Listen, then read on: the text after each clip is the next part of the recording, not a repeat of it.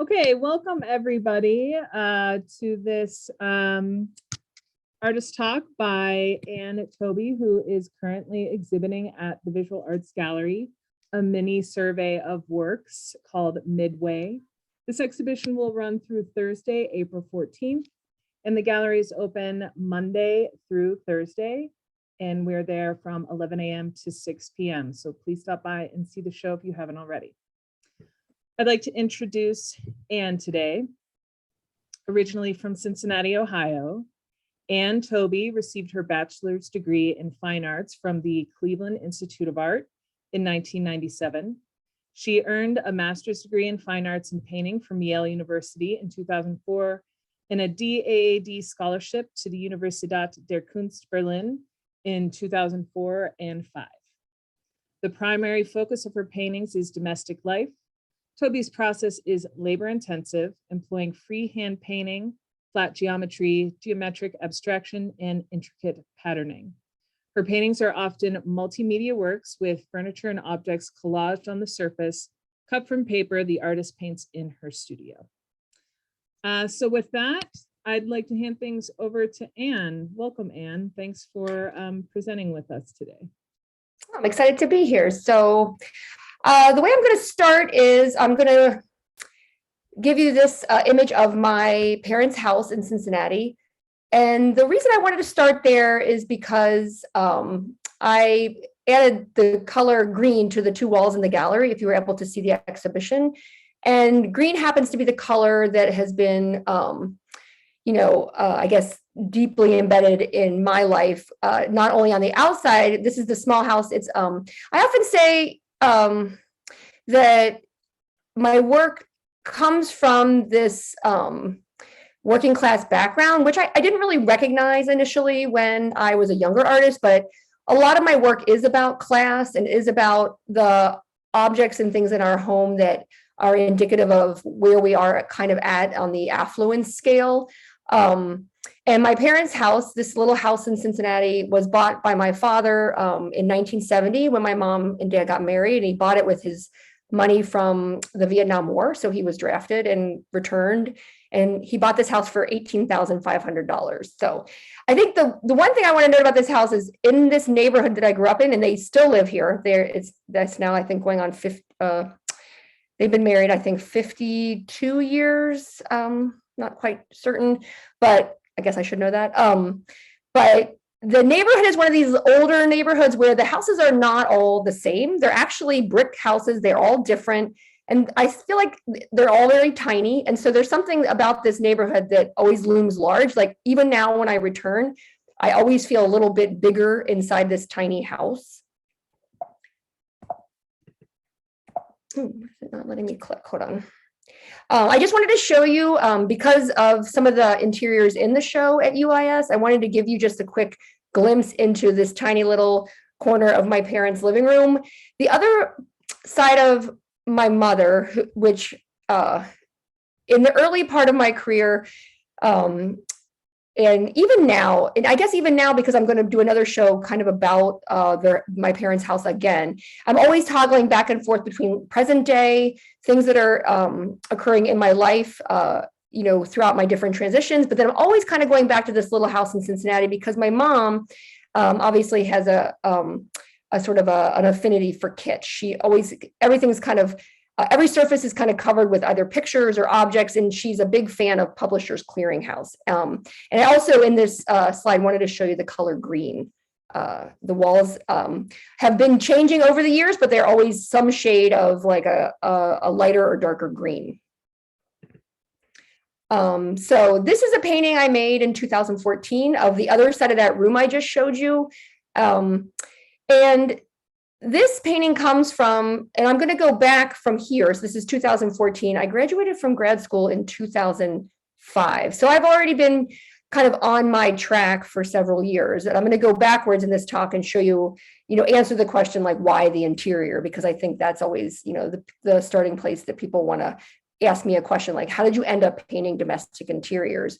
But the thing about this painting is what I started to understand about space and how to open it up and allow to tell the whole story of the room, not just show you this one wall or this one wall. I figured out ways to change perspective to create an architectural kind of like jumble, but very ordered. So you'll see here, this couch that's covered with my mom's doll. Like, actually, these are my sister and I's childhood dolls and like a bunch of her pillows and different things that she's kept over the years. And the reason she puts those on the couch was to keep the cats off the couch. So we weren't at home anymore. And of course, sometimes her grandkids would come home and play with these, but mostly they were just there to keep the cat off.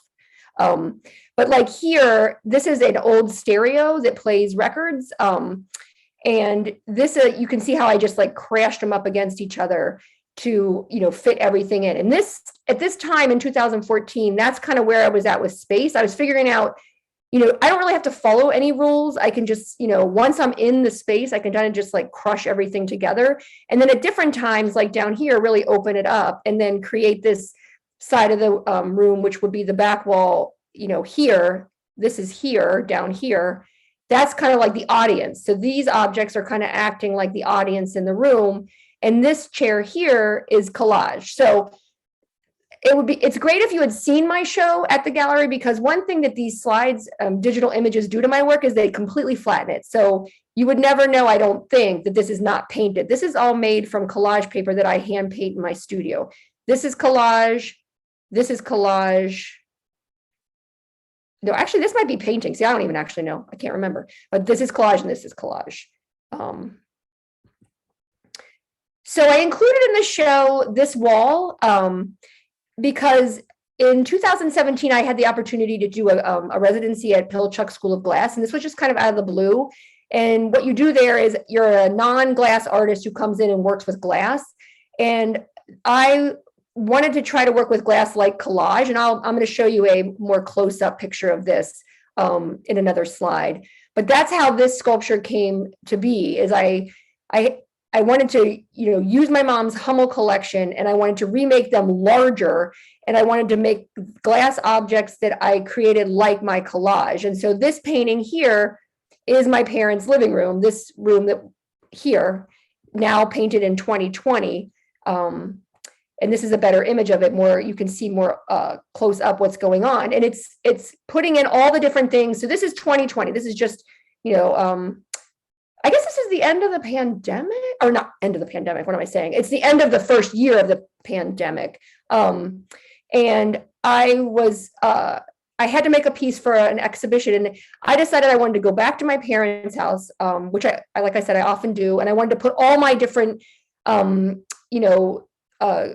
multimedia kind of what I throw into a painting. I wanted to put everything in this painting. So there's a lot of collage in this painting. This is collage. The fan is collage. This whole couch is collage. Actually, this painting overall is more collage than painting. And that will often happen in my work. Sometimes the collage overtakes, and I'm actually only painting the architecture underneath. Like these floorboards are all hand painted with a brush, and these curtains, which you saw in that picture I showed you of my parents' living room, are all painted. So really, I just painted the architectural structure underneath and then added all these different elements on top. When I mentioned class in that first photo of my parents' house, I often will include a box fan in some of my works because my parents' house is not air conditioned. And a couple years into my marriage with my husband, whose family's more affluent, I remembered asking, it was very hot at my mother-in-law's house. And I remember asking, could we get like a fan or something for the upstairs room? And she was like, oh, fans, those are so terrible. And I remember, and at the time I thought, and these things happen to me a lot in my life. I'm like, oh, I didn't realize that like plastic fans and box fans might be indicative of like, a lower class or a lack of wealth. And so I always kind of like catalog those things. And then here is a picture of the Hummers. Actually, you'll see behind me, the wall is yellow. This is where this photo was taken. So in its current state, the Hummels are hung on a yellow wall, which is my former childhood bedroom here. And they currently painted that room yellow. So you can see a little more, if you didn't see it in the exhibition, how I created these flat glass, almost like paper cutouts, but they're about a ½ inch thick. And then with this glass artist, I created all the collages. And I actually did this myself at Pilchuck, but I was pretty rudimentary at it. I had to have her a more an actual crafts person do the actual glass cutting, but I had sheets of glass. I chose all the colors, almost like a painting. And then I had her cut out all these little individual pieces. And this is like totally unusual. People do not do this with glass. The artist I was working with was kind of excited, but also a little like freaked out that this is like the process I had chosen to sort of like push the glass into. And I think that relates to my paintings because this was a big moment for me in 2017 because my undergrad, Allison mentioned Cleveland Institute of Art. I have a BFA in sculpture. So up until I went to Skowhegan School of Painting and Sculpture in 2000, I considered myself a sculptor. Like I made objects. I did my Brooklyn studio was filled with stuffed fruit and all these other things. And I just slowly moved into 2 dimensions, mainly for economy, because there's not a lot of space in Brooklyn studios. And when I made this piece in 2017, I just felt this like opening up of a part of me that had been asleep for a long time. So it was an exciting moment. And then also with my paintings, I don't actually paint in a way that I feel is the way I teach painting. When I teach a basic painting or like an intermediate level painting where I'm teaching them the fundamentals of painting, I don't use that very often in my work. I'm actually construct my paintings. I build them in a very specific way. And that's why I wanted to include these drawings in the exhibition, which I was very grateful to get a grant for the framing, which is for all you young artists out there, if you decide to do a show where you're framing all your works, it gets to be quite pricey. So I had in this drawer in my studio all of these, and it's hard to see here, I realize, because these drawings are kind of faint, but I do believe they're quite beautiful, and they're all the under drawings. So I make these pencil drawings, and I then lay them on the panel that I'm painting, and I trace the drawing onto the panel. So I basically start with something like a paint by number, which I would never tell my painting students to do. Like we would always start in a much more free form way.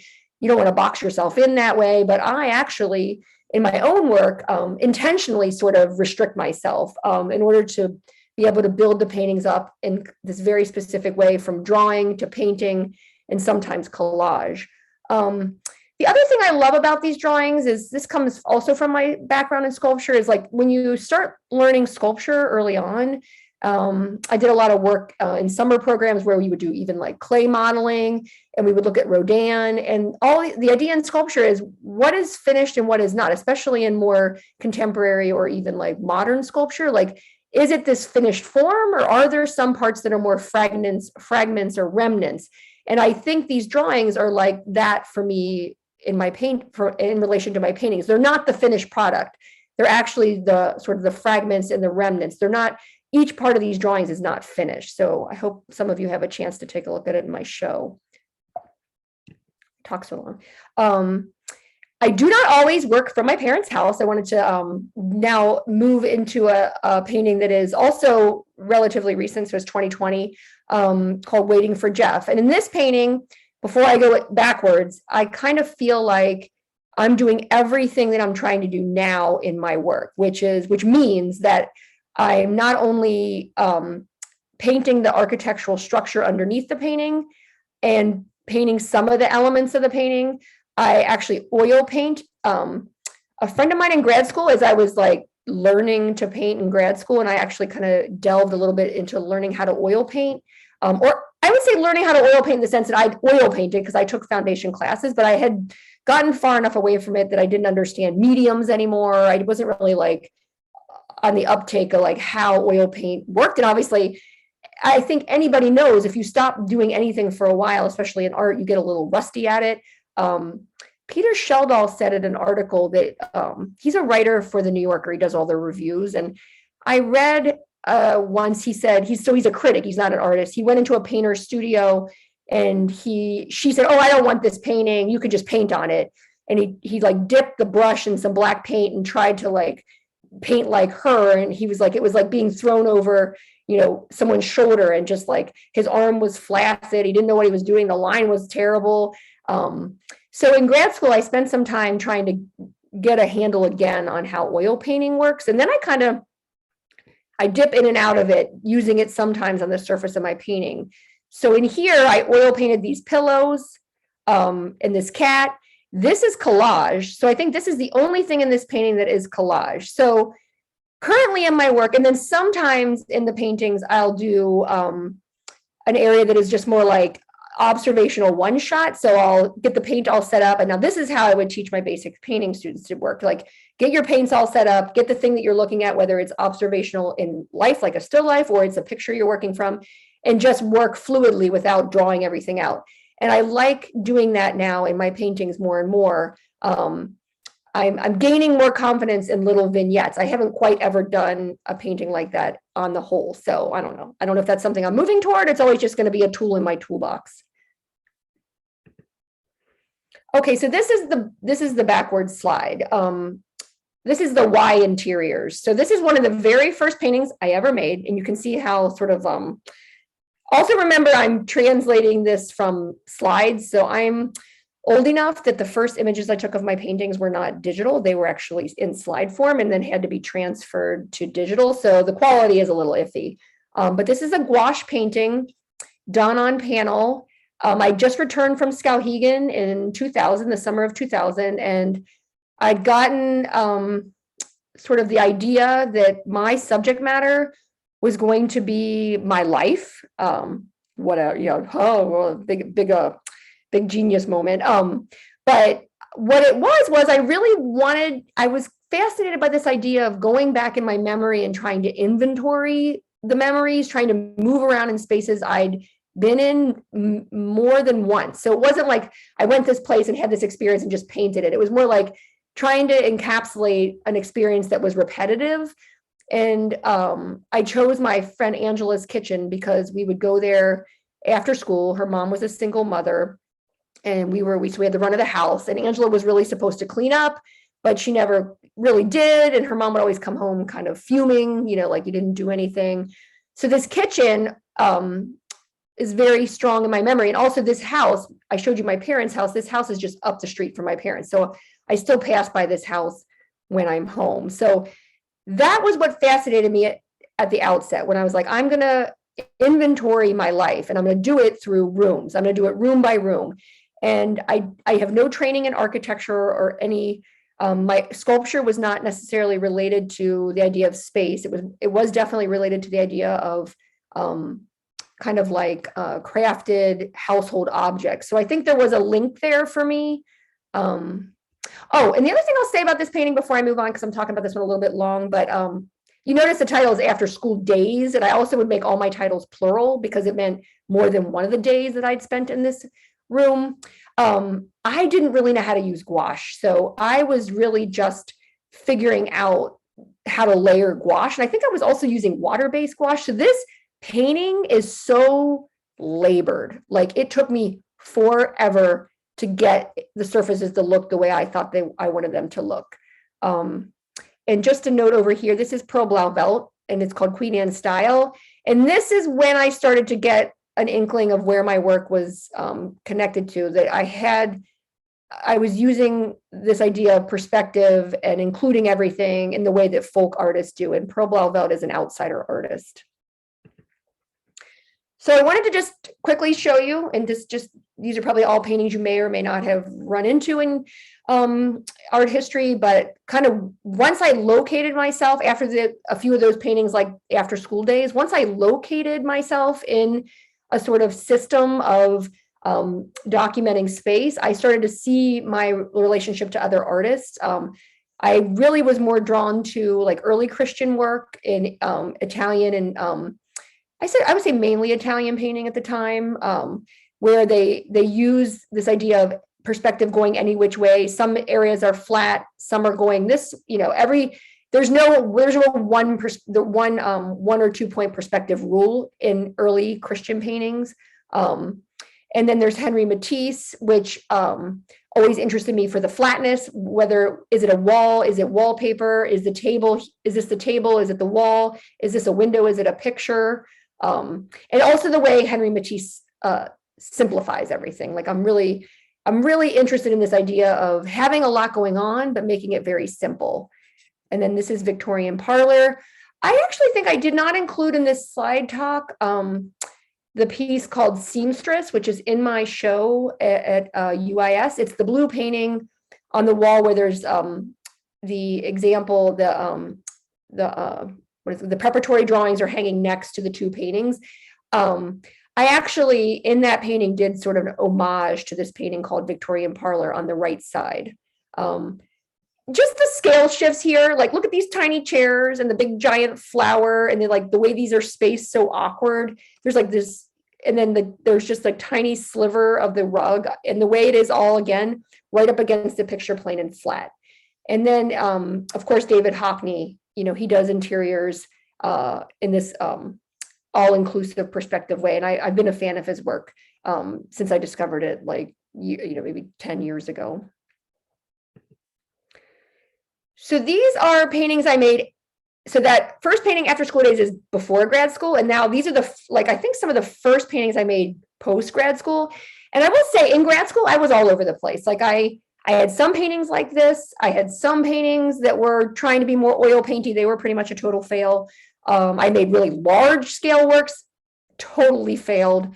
And I just did a lot of different, I tried a lot of different things. I had some successes, and I would say mainly failures in the 2 years I was at Yale, but I did feel supported there. So it was overall a positive experience. And then these paintings, I wanted to, Peter Haley. So I work with the painter, Peter Haley. If you're not familiar, you should just look him up. It's Halley. Very famous, very well respected. He's also a writer, kind of a big deal in the 80s and 90s. He's kind of a senior painter now. Mainly in conversation with abstraction and surface and texture and systems, things like that. But he talked to me once in the studio the way that your professors do. And he said, I'm not sure why you're so fixated on the domestic. I mean, you don't really seem domestic, because at the time I'm an art student. I'm living like an artist, and in a small apartment, whatever. I'm in grad school. And he said, you should try to make your paintings more sociable. And I was like, it's like a leave it like that. Like, I don't really know what he means, but what I'll take it to mean is I should make work more about me in my present, and not so much my past. And so I made these two paintings about my Brooklyn apartment that I lived in Williamsburg the years before I went to grad school. So I did take 5 years. I think it took 5 or maybe 7 years off from undergrad to grad school, just FYI. And during that time, when I went, I did not actually go back to this apartment, but it was very fresh for me. So it had a lot of patterns. So this is when I started really thinking about pattern more, about light, I still was sort of dealing with space in a sort of a box way where the walls are all coming down like this, and then the floor is the central abstraction. But I also had a visit from, gosh, I'm blanking for a second, who came into my studio. It's there, it's gone. And writer, it was a writer, mentioned, Wayne Kostenbaum, mentioned that my paintings were very flat. I wasn't really dealing with light. I was, as I said, constructing them. So why don't I paint light as an object? And so in this area of the painting, it's called Mornings Vacuuming. So I did this idea of vacuuming your apartment so you can move all the furniture out of the way and have the rug be central. And then this is the window, and that window is reflecting this light here, just like in this painting, Goodnight Moon.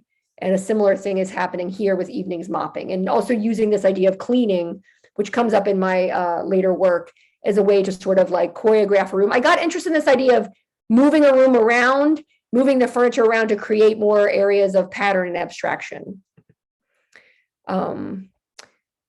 This is a 2008 painting where so that's 2005, this is 2008.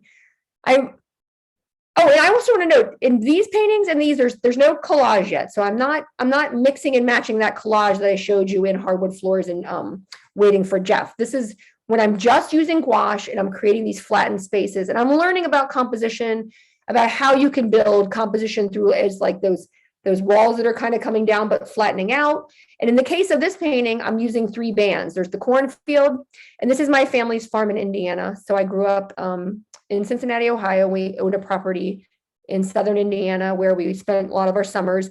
At one point, a house next door to the main farmhouse where we spent our time was dilapidated and needed to be burned down, according to my uncle. So we had a big house bonfire.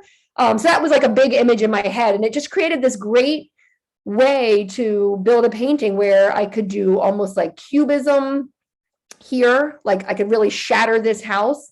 I could do these stylized smoke plumes. And then I also start playing with a little more, I'm doing it in these interiors with the like specifically using light in windows. And then here I'm using sort of like, this is the darkened forest. This is the central subject matter. So it's like a little bit brighter. And then also then darkening these cornfields and then finding ways to use color, mainly just through value, not necessarily through translucency. So I don't ever use translucency to build these areas in the painting that show you what's light, what's dark, and how to move your eye. Oh, and then up here, of course, I'm not sure if people are aware, but Juan Miro, I didn't know this until I saw this painting.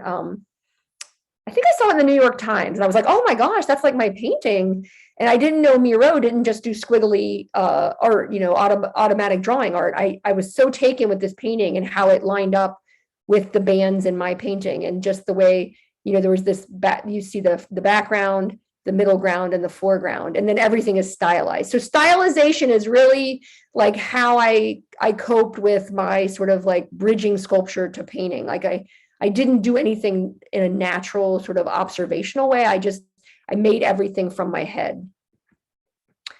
And this is a painting in 2010. Actually, this one's very tiny, and I'm not mentioning the sizes. I'm just assuming you're looking at them. So my work ranges from a little bit large, which is my top is like 30 by 40 or 35 by 35, kind of squarish. Medium would be 24 by 30. And then this work is actually tiny. It's 16 by 12. And here I'm just pushing further this idea of the composition. Like there's a man who lived below me who was a hoarder. We had sort of an on and off relationship. It was like, sometimes it was friendly, sometimes it was combative. In the end, I think we were fond of each other, but, you know, in that weird way that neighbors are.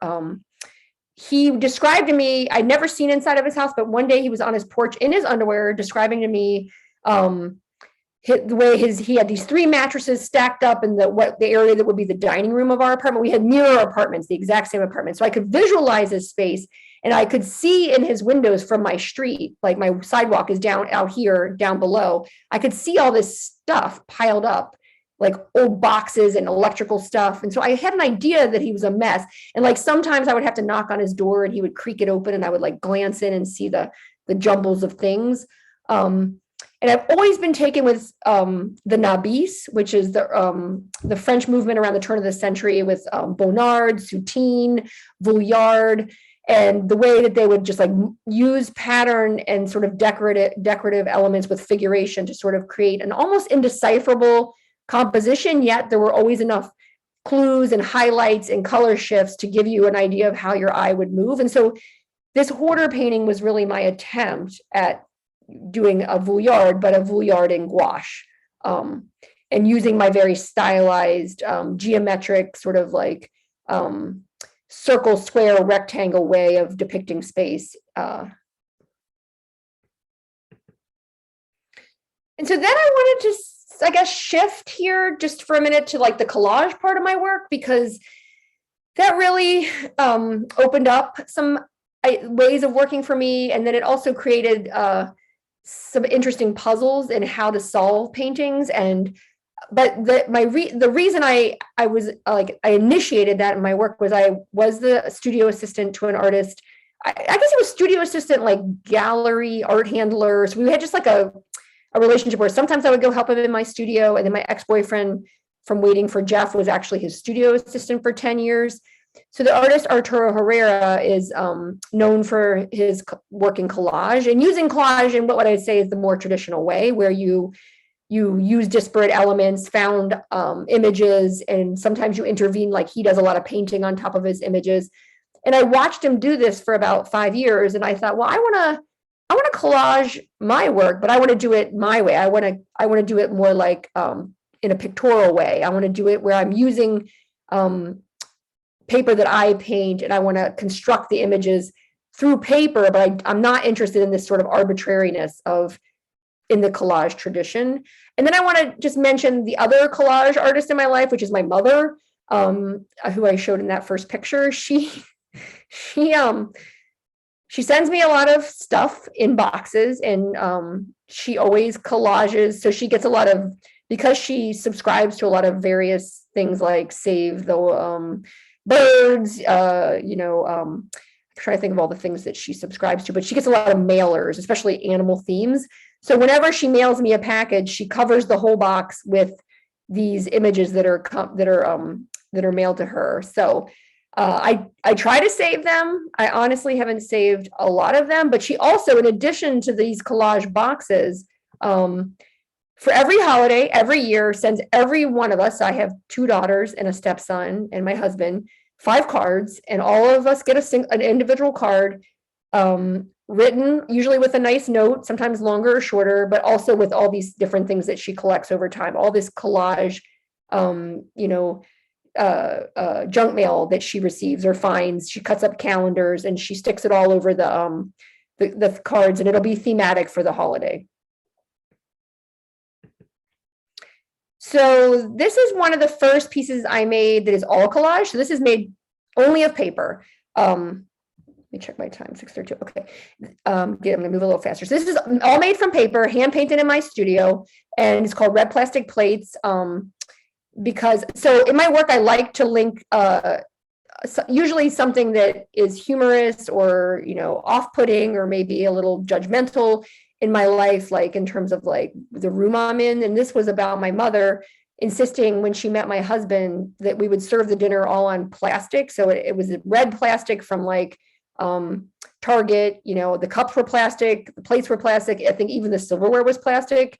I was very upset about that. So they created this nice, very like strong image for me to do the table from a bird's eye view. So here is, I'm flattening things out, and I'm realizing I'm still, the wall down here is still upside down. I usually flip things like this. So each thing is then flattened, and then there's the central, more abstracted image. So that's kind of how I've been working now, kind of thematically for the past about 10 years, where each exhibition I do has a theme. While I'm always sticking with interiors, I'm always changing up how I'm building or making the paintings. And these 2 paintings, the show is called Housekeeping, so it was all kind of about like keeping house. I'm about to have babies. I have a daughter, and I had my first daughter in 2008 and my second daughter in 2010. You'll see these are 2010. And so I was all thinking about, keeping house, which was like a weird concept. And in these paintings, I did the clean parts of the painting are painted in oil, like this rug.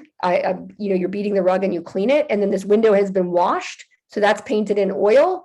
This window is open and clean. You can see the Windex here. And then the rest of the painting, which is still a little, in my mind, dingy or dirty, is painted in a sort of grayed down gouache. So that was sort of the concept behind these 2 paintings. And it's the interior and exterior version.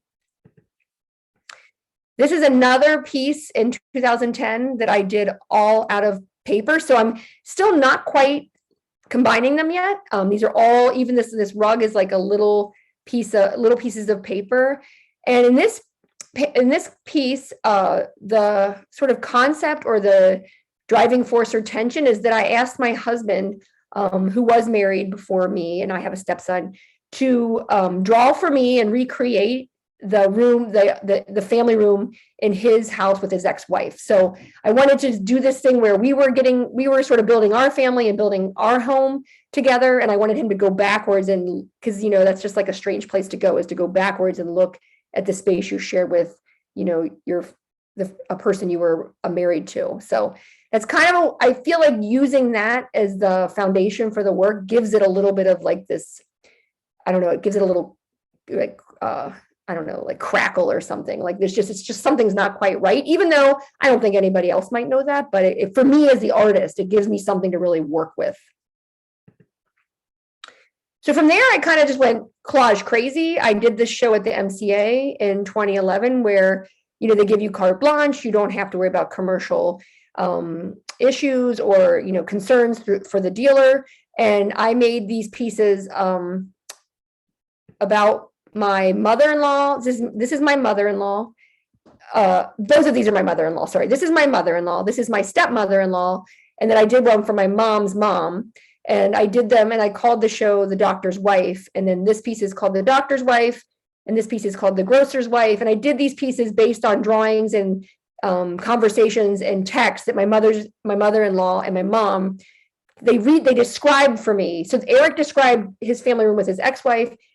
My mother-in-laws described the rooms that they remember, that their mother's kitchens. And so I also, and then in like a feminist twist, I called them The Doctor's Wife and The Grocer's Wife, because at the time women were often defined by their partner versus what their role was. And they often were stay-at-home moms and housewives versus going out in the world and working. So this kind of really exploded something for me. It was like, I can do these big, abstractions. I can use paper in this new way. And it felt for me very sculptural. But, I had to say, I did pursue that for about a year. I made a couple more of those pieces. They were not very practical.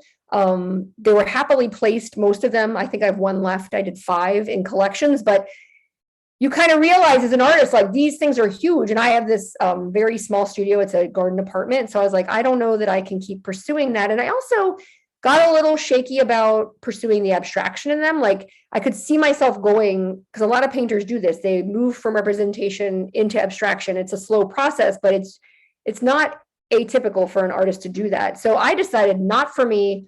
I'm going to do this other thing. This piece is in the show at UIS. I'm going to actually go crazy craft. I'm going to go Margie, my mom, on my work, and I'm going to put everything in there. I'm going to put flocking. I'm going to put lace. And I'm going to make the show called The Inheritance, about this lost inheritance that my mom ended up embattled. My parents actually ended up, my mom and my dad ended up, that's why they're very glum here. They lost money. So anybody loses money, they feel bad. They're pissed off. And these were all the characters involved in this lost inheritance, which was, to long story short, it was through Procter and Gamble stocks. It was around the 2008 market crash. This family here, Leroux and his wife, they felt like they deserved more. They held it up in court. By the time the inheritance was dispersed, the stock value had dropped, by, I don't know, a lot. So everybody was upset. And like I said, I threw everything in the kitchen sink in these paintings. There's tons of collage. There's all kinds of, it's multimedia. And it also, note, it's figurative. This will be the first time in many years, from grad, like I graduated in 2005, 2012. This is the first time I introduced figures, and I only did it as collage. So I actually think the piece in the gallery, now that I see it in like a stronger light, because it's been hanging in my house, is almost like terrifying. Like the figures are kind of scary. Then I kind of like rubber banded into this show called Share, which I'm just going to kind of go through. It was an interesting show for me. It really was more pared down. Like, this was like everything. And this became more stripped down because I had a caregiver helping me with my daughters, who I love dearly. And for years, her daughter even helped me. We stayed friends for a long time. We don't see each other quite as much, but she wanted to work with me on a show. She'd seen my work, and we did a show about the house she shared with her family in Veracruz, Mexico, which she described as rustic. And so in this picture, 4 sisters, two slept here, 2 slept here. This was her parents' room, which she remembered a Mona Lisa. So you can see I'm now like full on collage. I guess you can't see it in these either, but all the bricks are paper. There's very little painting in here. Most of the stuff has been glued on. So it's painted on my floor, cut up, and then glued on. And I'm really involved in other people's experiences and memories. I'm really asking people, like, give me your memory and I'll recreate it. And in that show, I also went back to personal spaces. So Carolyn and Ann's room is in the UIS show. And I actually futzed around with the coloring a little bit. You should take a look at it if you're there. Maybe this is better. I don't know. And then Angela and Gary's room, which is my, in that very first painting, After School Days, this is Angela and Gary, who were my friends who shared a bedroom. So this show was really all about, middle working class families that don't have big spaces. And so almost everyone shares a room. Nobody has their own single space. I thought that was kind of an interesting way to frame a show. And this is the show Remarried. And this is kind of actually the Facebook show after this, which a lot of the work in the UIS show is from my show Friends and Rentals.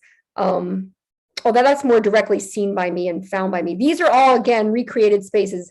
And like that piece called The Ex-Wife's Plants and Things, these pieces, I asked people who'd been married before, so my mother-in-laws had been married before, my husband had been married before, to recreate spaces with their first spouses. So the ones that they no longer were very affectionate toward or were tolerant of, but not like a super fan of anymore.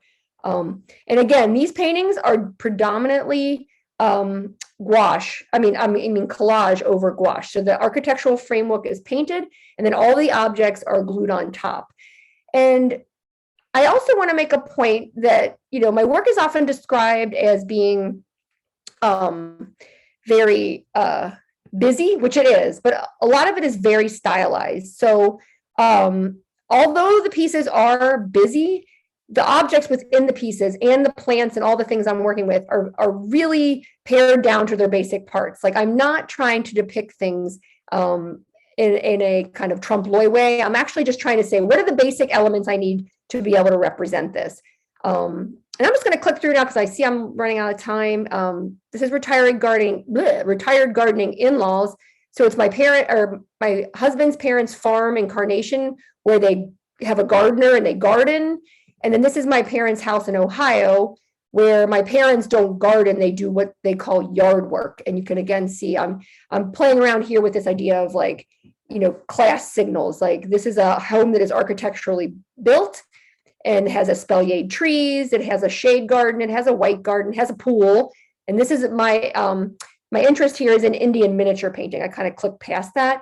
But I started really looking at Indian miniature painting and working on creating compositions that were like hyper stylized and they tell a story and they include a lot, but they're also like kind of a little bit like, what do I want to say? Like pared down in sort of an abstract way. And then I did include Family Room Sister in the UIS show. And this is the partner piece. And I think I forgot to mention, I think it was in the, just real quick, in these paintings here, I'm pointing, I wanted to mention that I'm doing this thing where I'm flipping the box down and everything is upside down. I sort of realized later in my work that I didn't have to do that necessarily visually, that I could actually just make everything upright. So I started changing the way I would stack a composition. I wouldn't do it like a box opening up anymore. I would actually stack it in bands and everything would be vertical. So it would almost be like I felt like, or I'm in the mode where I think this makes a clearer direction in the painting. And then this is the work that kind of dominates a little bit my UIS show. It's a group of work I did so it's Friends and Rentals. These are the friends. These are done from Facebook posts that I actually collected images of people's family posts where they would include their house in the background. And I collected, I'm gonna talk a few more minutes and then we'll take some questions and just so I can explain these paintings. I basically built them from collecting Facebook posts. I laid the post out on the floor and then tried to recreate whole floor plans. You'll see I'm doing that here more, where instead of an individual room, I'm actually trying to recreate a whole floor plan. I'm really stretching my legs with how I can use architecture and explain a room, make it kind of chaotic, but also make it readable so you know where to enter at the bottom. You always know that you enter through the bottom. And also really for this show, I really indulged in collage. This is like the epic painting, Friend Susan. It's a 5-panel piece. It's at UIS. And I reintroduced some figures here. This is my cousin's husband sleeping in a chair, watching, TV. Like there's all these things, all these sort of like middle-class Rust Belt. These are all my cousins. This is friend Susan and this is friend Becky. Those are my cousins. They all live in the Ohio, Kentucky, Indiana area. So it's kind of also the Midwest. I'm really showcasing that in these. This is the rentals. I'm going to now zoom through Michigan Verbo. The only thing I'll say here is that I'm starting to think about framing. So having a landscape frame around the floor plan and giving it more of an indication of interior and exterior, not just through windows, but actually with letting my sort of like desire to create these Indian miniature landscapes like really blossom in some of these paintings. This is Michigan Verbo is in Michigan. So I also, for the UIS show, kind of wanted to include a lot of pieces that are about the Midwest, because I called it Midway, which is Midway Airport, Midway for me, who's 47, and then like and then like Midwestern. I was going to say something here about my like chock-a-block, let's include everything. This is like the height of it.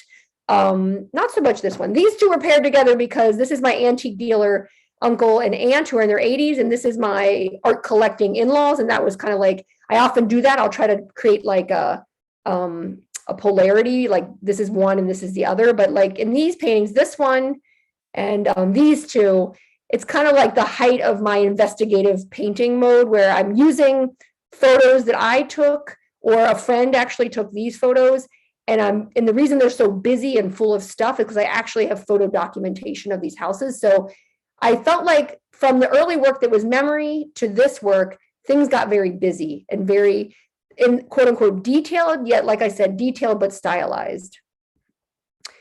And then this is really the end. So this is a painting I did in 2020 called Moths.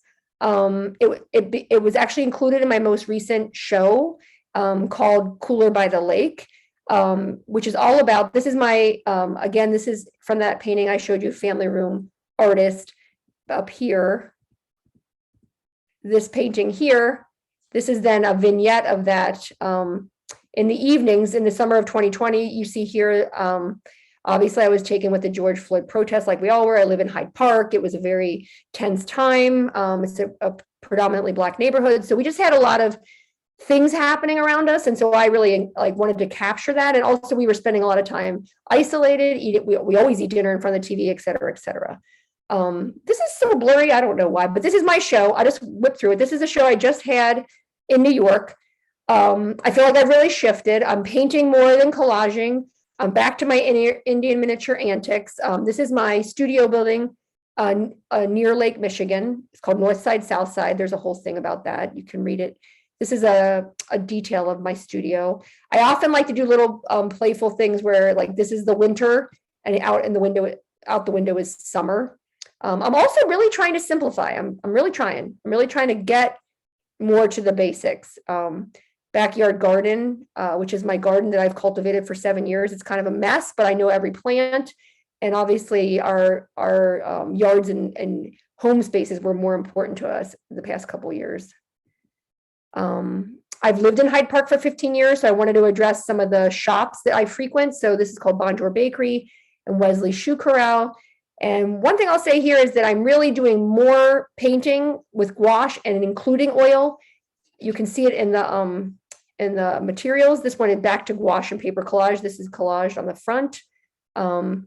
Using photos, using memory, mixing it all up. I'm just trying to get away from that antique dealer's chock-a-block mode I was getting into, where I had too much information. And then this is my daughter's kindergarten, which kind of loomed large in my memory as we moved into public school in our neighborhood. And I got very involved volunteering here. And I wanted to sort of try to tackle this kind of difficult, what might be kind of difficult subject matter for a white mom, because my daughter's class was, actually I think there were 3 white students and the rest of the class was African-American. So was it okay for me to depict this room? But it was actually my lived experience. And I felt very good about it after I made the painting. And I really looked at the artist Jacob Lawrence for this, like how to tell a story, how to simplify, how to use the most simple shapes to depict a chair, and just colored lines for the books. I went to the Indian miniature mode back here, and that's it. So what should I do here? Should I stop the share or go to the first one? I could just go to a painting. Go here. So Allison, what do you want to do? Do you want to ask questions? Yes, let's open it up to Q&A. I didn't go over by too much. I did 5 minutes. Yeah, that's not bad at all. Um, as you know, Anne, I'm quite a fan of your work. I have admired your work for a long time. It's so satisfying to look at your work, and even more so in person with these tiny little collage elements. And the work has this incredible structure. Busy it may be, but the work is so precise and structured. And in the exhibition, you are exhibiting this wall of preparatory drawings. And I know that that's a new context, for you to kind of present for your work. And I was just wondering if you could talk a little bit about those drawings and in the process of kind of arriving at these compositions. Yeah, I mentioned when I showed that slide here, I'll pull it. Why is it doing that? To click on that. Here, I'll pull them up. Wait, where is it at? It's going crazy. Okay, hold on. Well, so the drawings, those drawings that are in the show are like a secondary. So it's like comes from I do a sketch and then I arrive at this type of drawing where I start with kind of like the basic architecture. So before I add all these objects and things, I will just figure out like, how am I going to section off this room? I try to visualize like what parts of the room do I want to include and how will all the walls work? Often if you're doing this, there's going to be a gap where the ceiling should be or where the wall ends. And like, this wall, ends. And then this wall is probably a bit longer. You just have to stretch and move things. So that's what these drawings are. Is there a way for me to sort of map out how I'm going to do this compressed architecture and allow myself to put all these objects in the room? And then from there, I use the drawing to a certain degree, some more than others, to just keep building the painting. So I get the architecture, I will lay that down on the painting, I'll trace it all out, I'll probably fill it all in without any objects, and then I'll go back to this drawing and I'll start building the objects. And I will then take this drawing again with tracing paper and trace it on. So I'll just keep building the painting sort of like layer by layer, but never usually spontaneously painted. It's always like almost like a form is put down and I kind of fill it in with color. And as I said, I'm using this idea of painting more directly in some ways, like on a television screen or like, a miniature picture, or maybe there'll be a blanket, I'll more freehand paint, but that's kind of new. Most of the time the paintings are built kind of like in a very strict way.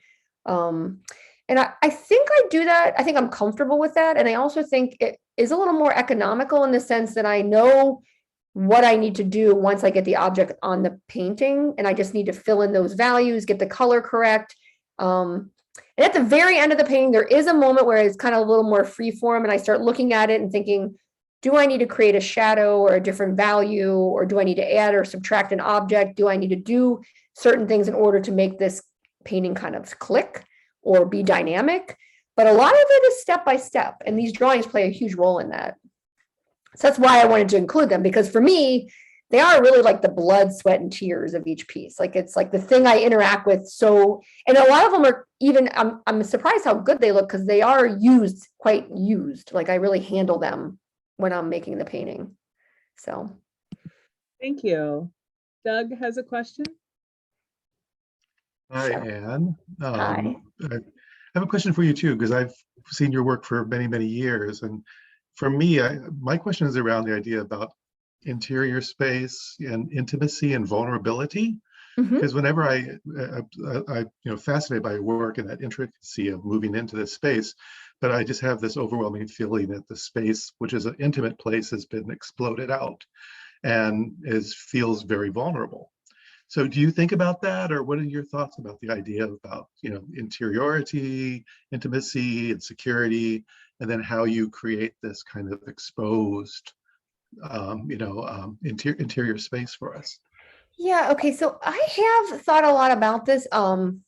Initially, let me go to a piece where I feel like it's more investigative. When it's more personal, I feel less like I'm exposing people, but I have thought a lot about the fact that as I moved into the work, and I remember someone don't remember who said it to me, a friend of mine, maybe they said that the work sometimes doesn't feel very emotional. And I took note to that because I was like, I really feel like in some cases I'm stripping out the emotion, if that makes sense. Like I'm just really trying to inventory. But as the work got more interactive with other people, I started to feel like it was a little intrusive or maybe nosy. There were sides of it where it was like, the way people sort of like look at other people's stuff and make it's kind of can be judgmental. All of that is kind of baked in there. And I really honestly haven't been able to figure out myself, like where emotion and just pure investigation or sort of like curiosity collide in the work. So I myself am sort of still figuring out how I understand that in my work. When the person initially said that my work wasn't emotional, I was a little taken aback thinking, well, I feel very emotionally connected to this work, so I'm surprised. But then I also have to look back at my family history where I grew up Catholic. I grew up in a large family, and I would be honest, like there is a coolness to my extended family. Like when we get together for gathering, it's not like everybody's hugging and kissing. People say hello. You generally don't touch. You ask how you are. And within that large group of people, you kind of stay within your own family unit. Like it's not a warm and fuzzy family. So I think if I like thought about how I was raised and like my interaction to like family, like affection, not necessarily within my own family, but I would look and think, my parents aren't necessarily the most huggy, kissy people. I think that coolness is at play in my work. Like I'm very curious. I'm very nosy. I want to look at all your stuff, but I don't necessarily want to expose who you are, except for if who you are is exposed through your objects. So does that kind of make sense? Like for instance, well, here, for instance, it's like your work is sort of the opposite of somebody like Hollis Stigler, who took interior space and let interior already be like emotional, so it's a wonderful, like you two are kind of, for me, on a certain spectrums here. So that's just like an observation, a good observation. Like for this piece, Connoisseurs, like I wasn't sure, I'm never sure if my in-laws, I think they've seen this. Like, and I'll be honest, I don't always just like openly share my work. Like if they see it on social media, fine. Like I didn't tell my cousins I was making work about them. I didn't know that I had to. I was like, it's public, public information. So that's an interesting move on my part. Like, but for my in-laws, I portrayed them as connoisseurs. They tend to have a very sparse apartment. It's like almost feels unlived in. Like I have a lot of reactions to their space, and I don't necessarily know if they appreciate my reaction. Like I don't know that they think their space feels austere and unlived in. I think they maybe think it feels beautiful and perfect in this like architecturally driven, very well like placed and designed way. Whereas, and in this painting, I wanted to note like this kind of almost like Christmas villagey like landscape outside the window in Seattle in this very austere interior. So if that makes sense, I guess I'm just trying to use my reaction to the space. I'm not hiding that in the title or in how I represent it, but I'm also not trying really to make a judgment. I'm just trying to say, like, because of my background and who I am, this is kind of how I perceive you. And I try to use that to my advantage to give the piece energy. Thank you, Anne. Are there any other questions? Well, sounds like I'm good. It does. Well, thanks everyone who's here. Thank you. I hope you get a chance to see the show, and I really enjoyed. I always feel a little drained after talking about my work, but I enjoyed sharing it with you. So, well, thank you. I really loved hearing more about your work, and I just want to remind everybody that Anne's show is on view currently at the Visual Arts Gallery, and will remain on view through April 14th. So please stop by and take a look.